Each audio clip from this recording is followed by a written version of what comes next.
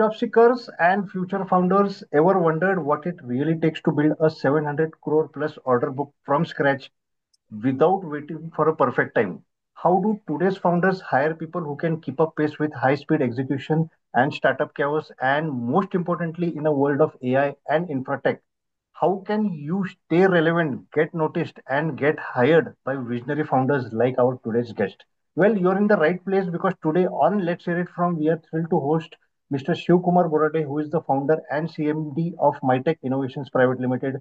A true execution first leader, Shivkumarji didn't wait for the stars to align. He built the constellation with a mission to fix the deep rooted inefficiencies in India's infrastructure industry.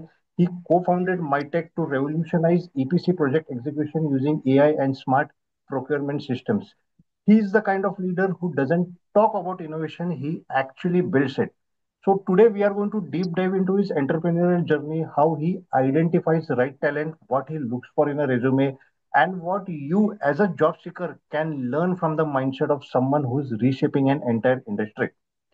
So viewers, if so without wasting a single second, let's hear it from the horse's mouth. Let's hear it from Shivkumar Borade. Shivkumarji, we are thrilled to have you here today. Welcome to the show. धन्यवाद. पहिलं तुम्ही जे काही job सीकरसाठी माय job factory नावाचा जो organisation start करून जे आता तुम्ही लेट्स हिअर इट फॉर्म जो काही चॅनल रन करत आता ज्याच्यामुळे जे काही जॉब सीकर्स असतील, स्टुडंट्स असतील किंवा ऑर्गनायझर्स असतील किंवा ऑर्गनायझेशनचे ओनर्स असतील, या सर्वांसाठी एक खूप चांगला उत्तम असा प्लॅटफॉर्म तुम्ही उभा केला आहे. आणि त्या प्लॅटफॉर्ममध्ये एक मला बोलण्याची संधी दिलेली आहे. तर फर्स्ट ऑफ ऑल मी तुम्हाला त्याबद्दल तुमचा मी आभारी आहे आणि त्याच्यासाठी मी तुमचा धन्यवाद मानतो.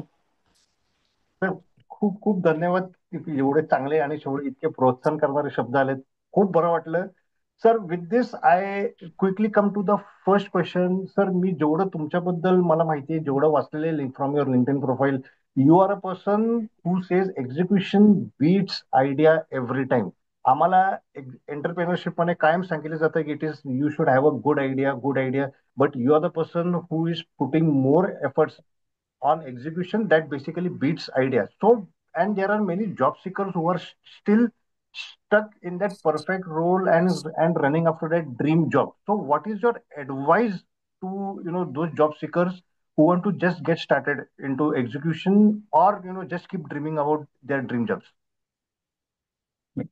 आता याच्यामध्ये म्हणजे बऱ्याच वेळा मी असं पाहिलंय की पण जो काही जॉब सीकर आहे, जो एम्प्लॉई आहे, अ, तो त्याच्या एक पर्टिक्युलर माइंडसेटच्या बॉक्समध्ये तून बाहेर निघत नाहीये. Okay. आणि याच्यामुळेच तो काय ना की तो त्याच बाउंड्रीज मध्ये पाहत असतो किंवा त्याला एक्सपान्शन करत असताना नवीन ऑपॉर्च्युनिटी मिळतात, पण ऑपॉर्च्युनिटी बरोबर ती तो हे पाहत नाहीत की नवीन काही गोष्टी शिकायला पाहिजे. म्हणजे बऱ्याच आता एम्प्लॉय म्हणजे माझं तर स्पष्ट म्हणणं आहे की माइंडसेट ह्याच्यावरती काम करतं. म्हणजे आम्ही जसं मायटेकची ज्यावेळेस सुरुवात केली होती, आमचा प्रोडक्ट रेडी नव्हता. Right. आमच्याकडे ती फक्त आयडिया होती आणि फक्त आयडिया असताना आम्ही Yes. आयडिया जी आहे ती कंपन्यांना बोलत होतो की तुमचं जे काही प्रोजेक्ट असेल तर तो प्रोजेक्ट एक्झिक्युशन करण्यासाठी आमचा प्लॅटफॉर्म कसा काम करेल.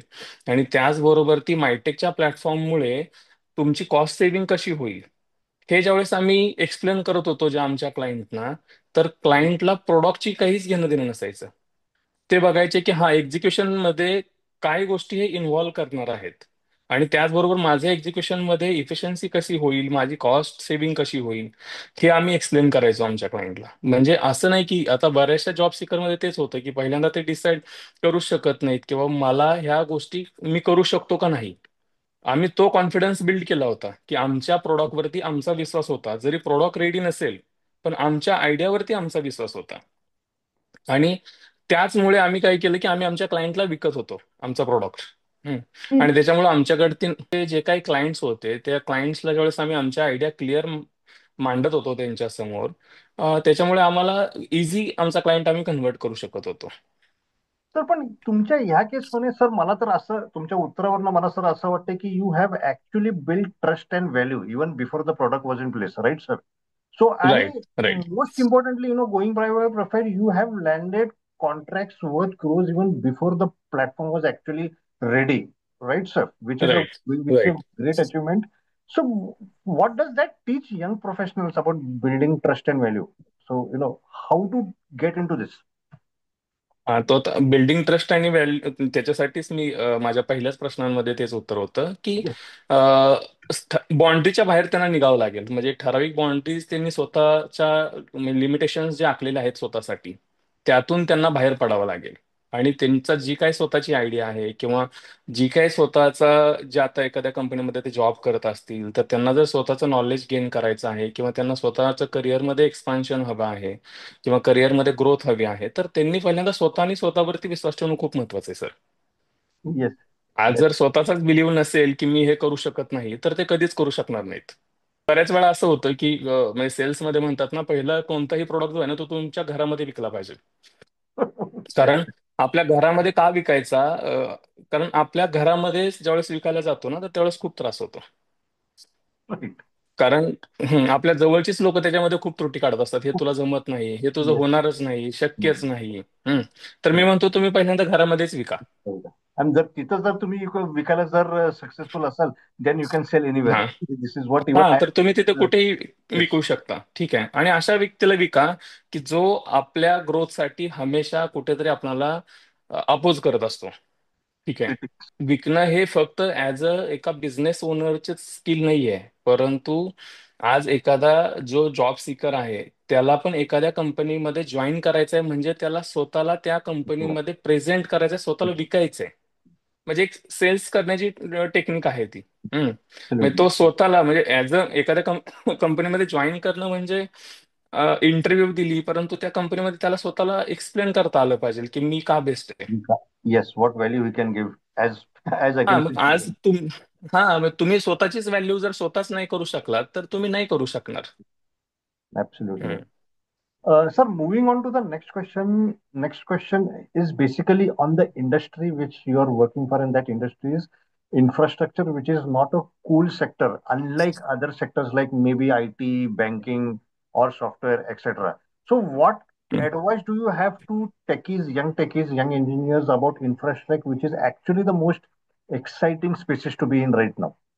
म्हणजे याच्यामध्ये मला थोडंसं म्हणजे इन्फ्रास्ट्रक्चरमध्ये आज ऑपॉर्च्युनिटी आपण लहानपणापासून सर ऐकतोय की म्हणजे गावाकडची किंवा सिटीमध्ये पण ना, प्रत्येकाच्या फॅमिलीमध्ये पहिल्यांदा त्याच्या करिअर 10-12 नंतर करिअरची सुरुवात करत असताना आई वडिलांचा विचार असतो, तो सिव्हिल इंजिनियर व्हावा, तो IT इंजिनियर व्हावा. Yes, आहे की नाही? हा. yes, yes, आणि मग yes. काही लोकांचं असते की डॉक्टर व्हायला हवंय, असं Yes, म्हणजे doctor प्रत्येकाच्या engineer, आई yes. वडिलांची एक एक ही असते, डिमांड असते मुलांकडे. त्याचं कारण काय आहे की इन्फ्रास्ट्रक्चर जे आहे, इन्फ्रास्ट्रक्चरला कंटिन्यू इन्फ्रास्ट्रक्चर जे आहे ते ग्रोथ होणार आहे. इन्फ्रास्ट्रक्चरची गरज आहे.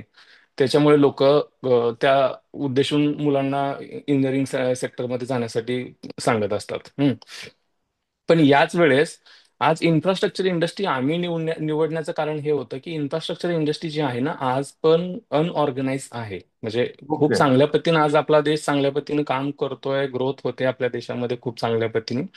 परंतु काही ठिकाणी इन्फ्रास्ट्रक्चर इंडस्ट्रीमध्ये ना खूप सारा गॅप आहे की ज्याच्यामध्ये आपण फिलफिल करू शकतो. म्हणजे जर तुम्ही पाहायला गेलं तर पाठीमागच्या 5 वर्षामध्ये 150 करोडच्या वरचे जे काही इन्फ्रास्ट्रक्चरचे प्रोजेक्ट्स होते, तर त्या 150 करोडच्या वरचे Okay. इन्फ्रास्ट्रक्चरचे प्रोजेक्ट, त्याच्यामध्ये लगभग 482,000 करोड रुपीज गव्हर्नमेंटला कॉस्ट ओव्हररन म्हणून पे करावे लागले कॉन्ट्रॅक्टरना. Oh, I आता आता याच्यामध्ये जर बघितलं तर तो गव्हर्नमेंटला 4,82,000 करोड रुपीज एक्स्ट्रा पे करावे लागलेत कॉन्ट्रॅक्टरना. हा झाला फक्त प्रोजेक्ट डिले होतोय म्हणून पे केलेली कॉस्ट. परंतु जर एखादा प्रोजेक्ट लवकर एक्झिक्यूट झाला, त्याच्यातून जो गव्हर्नमेंटला रेव्हेन्यू मिळणार होता, जसं फॉर एक्झाम्पल आपण रेल्वे ट्रॅक एखादा आपण पकडूयात. ज्या Mhm. ट्रॅक जर लवकर ट्रॅकचं काम झालं, तर त्याच्यावरून जो काही रेव्हेन्यू जनरेट होईल उद्या, त्याच्यावरून रेल्वे धावेल, मेट्रो धावेल. आणि मेट्रो धावल्यावरून त्या मेट्रोमधून जो काही गव्हर्नमेंटला रेव्हेन्यू जनरेट होणार आहे, तर तो रेव्हेन्यूचा लॉस पण जर पकडला, तर ह्या कॉस्ट ओव्हररन पेक्षा जास्त गव्हर्नमेंटचा लॉस आहे. Right.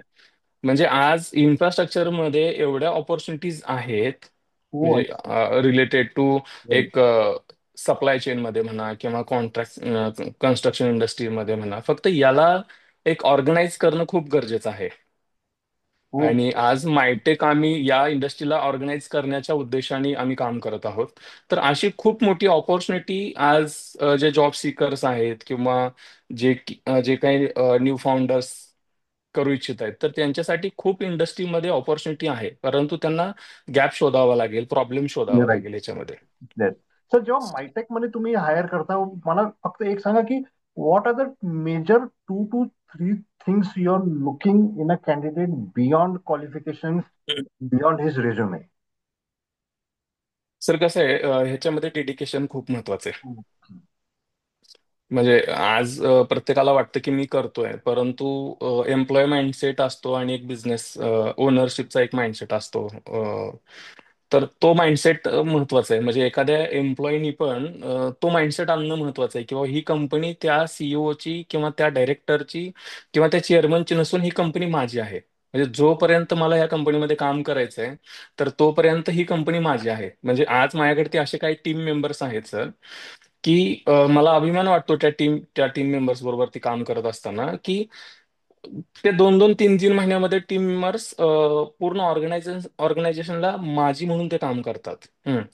मग मी ते बघतो पहिल्यांदा की त्याची मेंटॅलिटी काय आहे.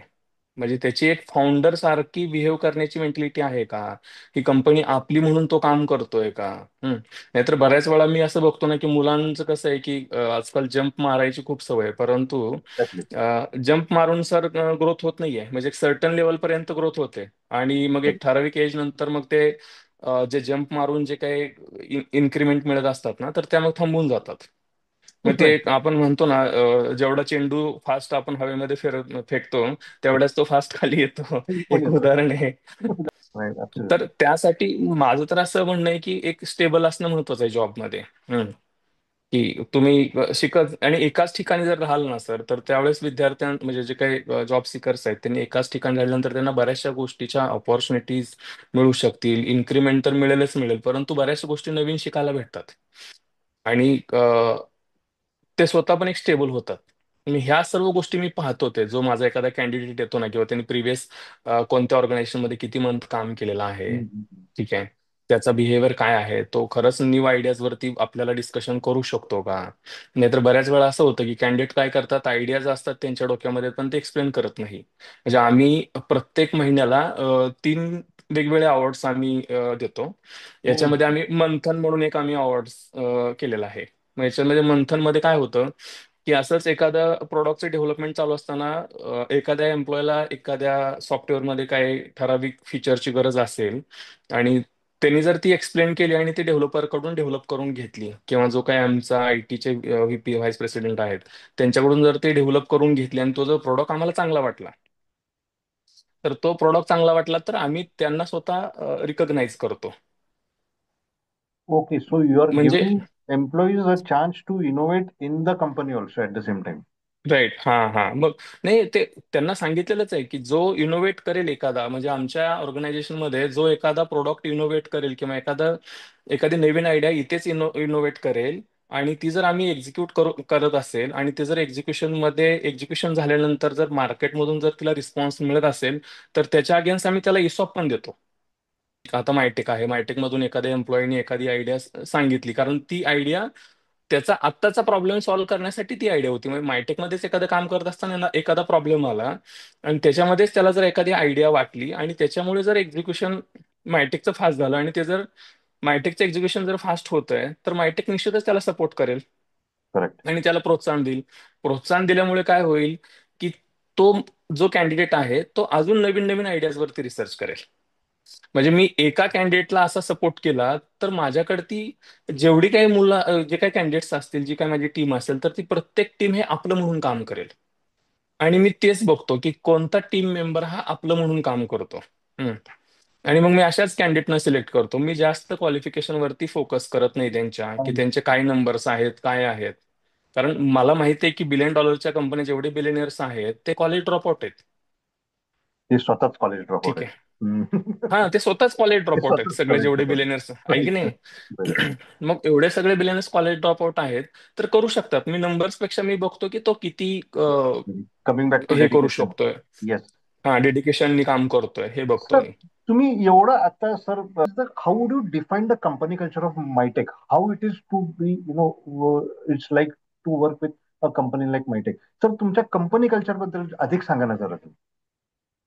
आता कल्चरमध्ये काय आहे सर, इथं इझी टू ऍक्सेस ठेवलंय मी सर्वांसाठी. म्हणजे ते कितपत योग्य आहे पण माहित नाही. माझ्या केबिन मध्ये ऍक्सेस खूप इझी आहे. असं काहीच नाही, हिरारकी वगैरे नाहीये. हम्म. मला ज्यावेळेस वाटतं मी टीमकडे जातो, एखादा प्रॉब्लेम असेल तर विचारतो, अरे हा हा का नाही झाला किंवा हे काय चालू आहे वगैरे, ठीक आहे. तसंच त्या त्या कॅन्डिडेटला पण हिरारकी आहे, परंतु तो पण ऍक्सेस, त्याला इझी ऍक्सेस आहे. हम्म, हम्म. ठीक आहे. इव्हेंट्स होतात आमच्या ह्याच्यामध्ये, म्हणजे आम्ही प्रत्येक महिन्यामध्ये जसं वेगवेगळे अवॉर्ड्स, आम्ही 3 वेगवेगळे अवॉर्ड्स ठेवलेले आहेत. हम्म. मग त्याच्यामध्ये त्या अवॉर्ड्स मध्ये काय होतं की मुलांना प्रोत्साहन येतं. जसं मायटेक कॉन्कर क्लब म्हणून आम्ही क्लब डेव्हलप करतो. कॉन्कर क्लब मध्ये रायझिंग कॉन्कर आहे, मंथन अवॉर्ड्स आहे आमचा. असे वेगवेगळे 3 अवॉर्ड्स आम्ही याच्यामध्ये ठेवलेले Great, आहेत. आणि great. या अवॉर्ड्स मध्ये काय होतं की बरेचसे पॅरामीटर्स आम्ही सेट केलेत. म्हणजे ऑर्गनायझेशनसाठी तो काम तर करतोय, पण त्याचबरोबर ती तो ऑर्गनायझेशनला मार्केटमध्ये वेगवेगळ्या सोशल मीडियामध्ये किती प्रमोट करतोय. त्याचबरोबर ती त्याचं कंपनीविषयी किती डेडिकेशन आहे. हम्म. म्हणजे काम करणं एक वेगळं आणि डेडिकेशन असणं एक वेगळं आहे. म्हणजे काम काय, मला सॅलरी घ्यायची म्हणून मी काम करू शकतो सर. हो. ठीक आहे. म्हणजे मी 10 दिवसाचा टास्क एखाद्याला दिला तर त्यांनी कसं 7 ते 8 दिवसात करून तो कशा पद्धतीने तो डेडिकेशननी काम करतोय, तो टास्क कसं किती लवकरात लवकर कंप्लीट करतोय, ह्या सर्व गोष्टी आम्ही कॅल्क्युलेट करतो. आणि प्रत्येक महिन्याला आमचा 30 तारखेला आम्ही तिथे अवॉर्ड्स वगैरे ठेवतो. आणि त्याचबरोबर ती इसॉपची जी पॉलिसी आहे, मी कंपनी ज्या इयरला स्टार्ट केली, म्हणजे फर्स्ट इयर पासून मी इसॉपचा प्लॅन केला होता.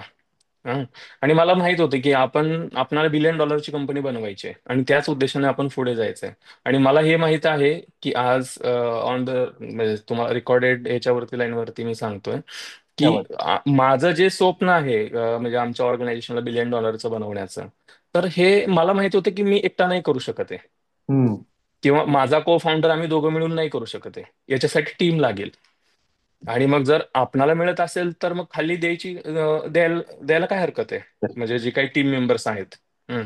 मग टीम मध्ये पण एक प्रोत्साहन राहील, त्यांचीही ग्रोथ होईल. आणि ते आज माझ्या को फाउंडर्स आणि माझ्यासारखीच मला टीम खाली बिल्ड करायची, म्हणजे जसं की आपण म्हणतो ना, कॉपी पेस्ट करत राहायचे. हम्म, हम्म, हम्म, हम्म. करेक्ट. म्हणजे कामाचं डुप्लिकेशन व्हायला पाहिजे. ओके. अच्छा.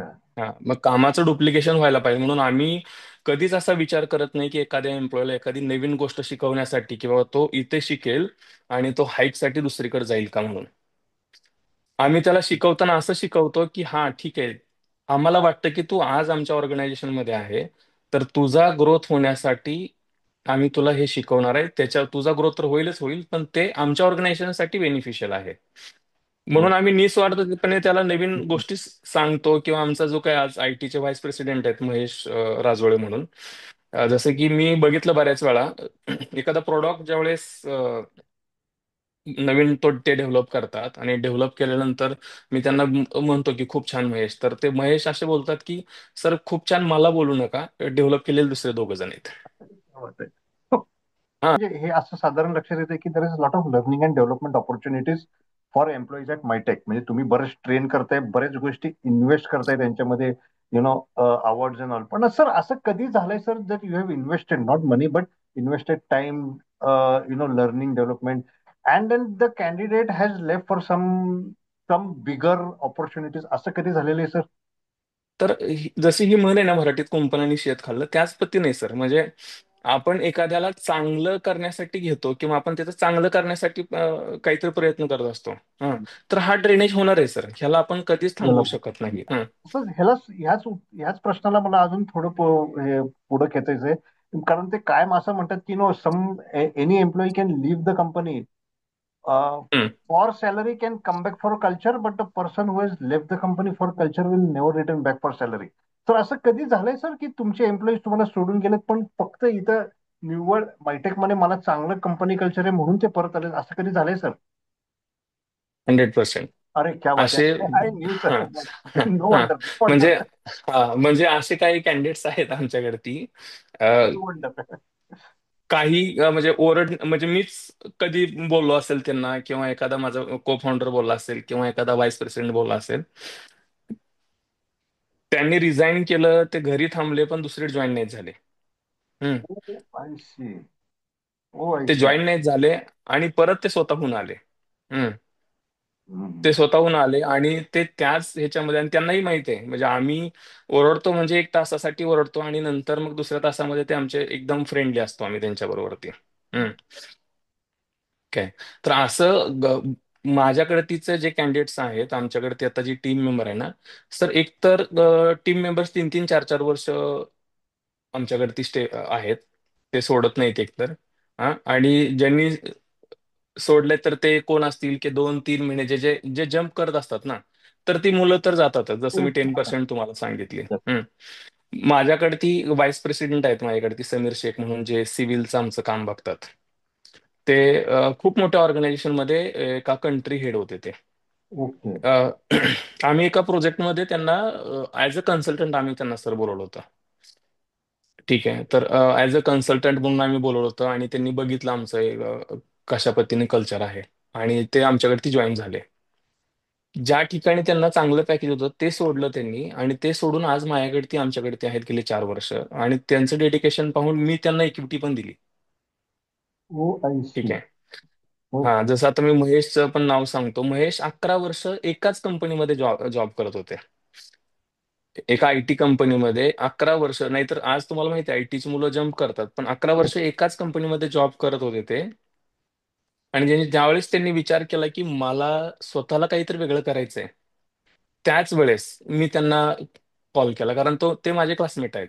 ठीक आहे. आणि ज्यावेळेस ते माझ्याबरोबर ते आले, त्यांनी मायटेकमध्ये काही प्रोडक्ट चांगला डेव्हलप केला, आणि मला वाटलं की नाही, या व्यक्तीचं आपल्याला करिअर बनवायला पाहिजे. पहा सर, कोणीही स्वतःचा ग्रोथ बघणार आहे, मग तो सक्का भाव असू देत किंवा येस. एखादा एम्प्लॉय असू देत. हा, आज आपणाला त्यांना सपोर्ट केला तर ते निश्चित आपणाला सपोर्ट करणार आहेत. म्हणजे करेक्ट. मी तर म्हणतो, विन विन असणं महत्वाचं आहे प्रत्येक गोष्टीमध्ये. Win win situation. विन नुसतं विन आपलंच. सिच्युएशन असणं खूप. येस. येस. सर्व आपलंच म्हणून नाही जमणार ना, म्हणजे जर तुम्हाला आपलंच म्हणायचं आहे, तर मग तुम्ही कधीच $multi-billion कंपनी बनवू शकत नाहीये. येस. म्हणजे हा, जेवढे बिलियनर्स आहेत सर, ते स्वतः काहीच म्हणजे स्वतः आज करत बसत नाहीत ना सर्व गोष्टी. त्यांनी टीम सगळ्या सेट केलेल्या आहेत, सर्व लोक त्यांच्याकडे वेगवेगळ्या पोझिशन्स वरती काम करतात, ऑर्गनायझेशनला एक स्टेबल ठेवतात, प्रत्येक गोष्ट ते ऑर्गनायझेशनसाठी व्यवस्थित करतात. तर एक टीम बिल्ड करणं खूप महत्वाचं आहे, आणि मग टीम बिल्ड करत असताना तुम्हाला टीमला सपोर्ट करणं पण खूप महत्वाचं आहे. Yes. I come to the not the last. कारण त्याच्यानंतर अजून एक रॅपिड फायर सेक्शन आहे.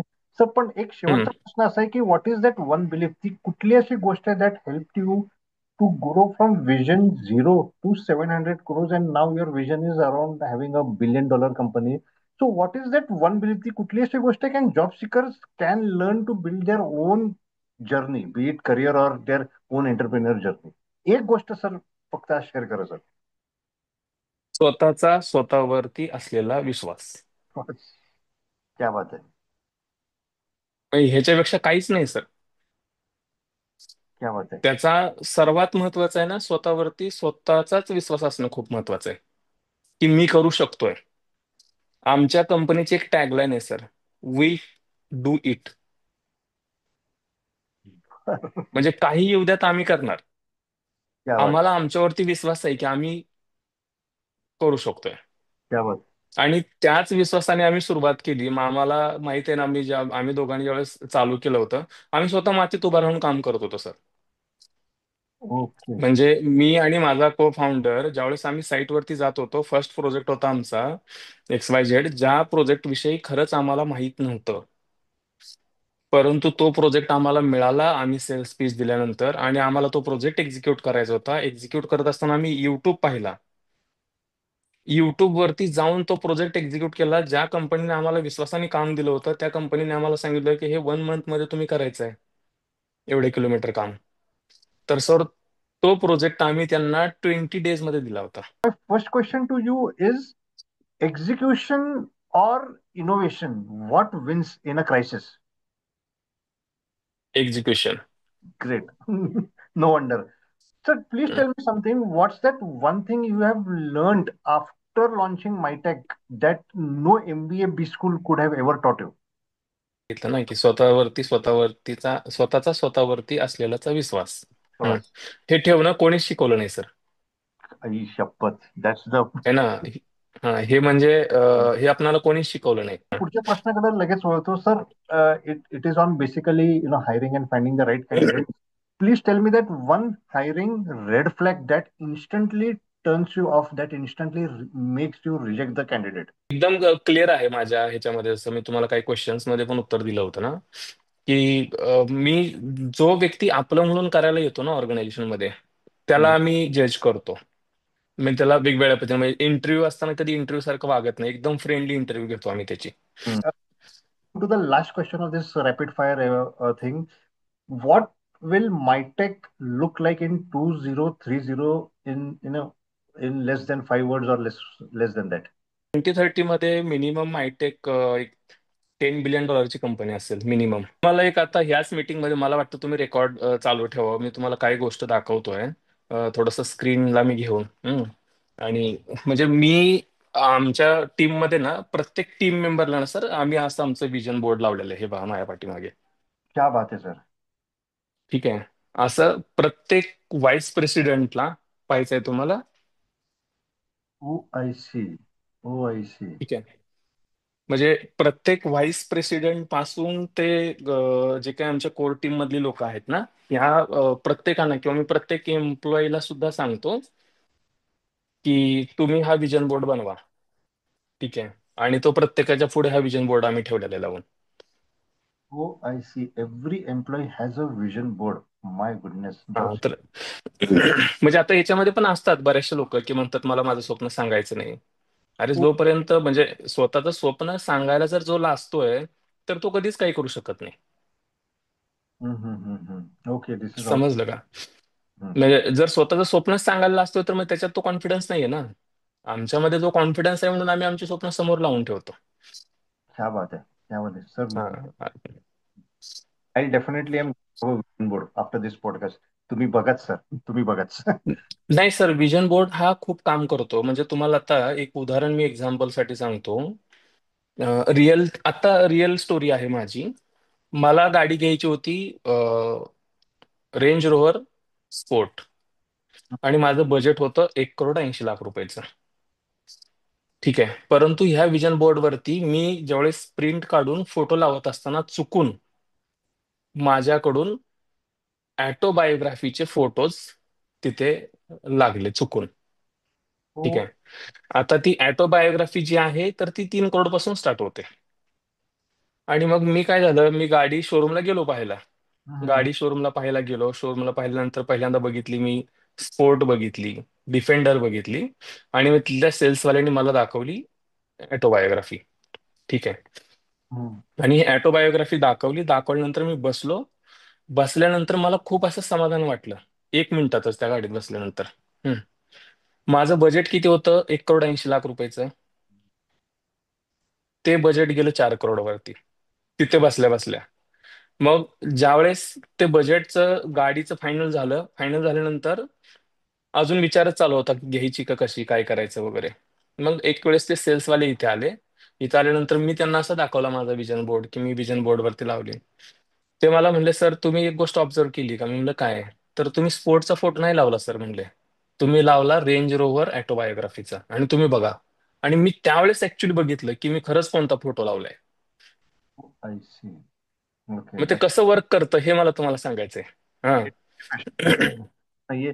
So, viewers, with this, this brings us to the end of this truly inspiring conversation with Shiv Kumar Borade sir, a founder who didn't wait for the perfect moment but created one.